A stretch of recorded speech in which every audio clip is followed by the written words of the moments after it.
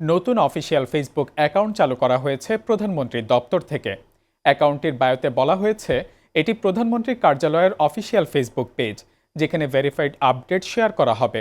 পেজটিতে ইতোমধ্যে প্রধানমন্ত্রীর উল্লেখযোগ্য কার্যক্রম যেমন শপথ গ্রহণ, স্মৃতিসৌধে শ্রদ্ধা নিবেদন সহ বিভিন্ন আপডেট প্রকাশ করা হচ্ছে। এদিকে চিফ অ্যাডভাইজার জিওবি নামে অন্তর্বর্তী সরকারের প্রধান উপদেষ্টার অফিসিয়াল ফেসবুক পেজটি বন্ধের ঘোষণা দেওয়া হয়েছে।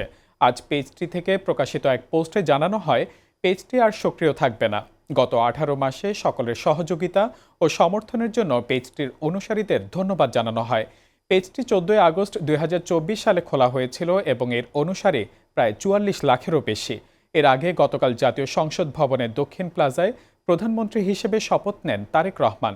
তাকে শপথ বাক্য পাঠ করান রাষ্ট্রপতি মোহাম্মদ শাহাবুদ্দিন। সংসদ সদস্যদের শপথ পাঠ করান CEC A M Nasir Uddin.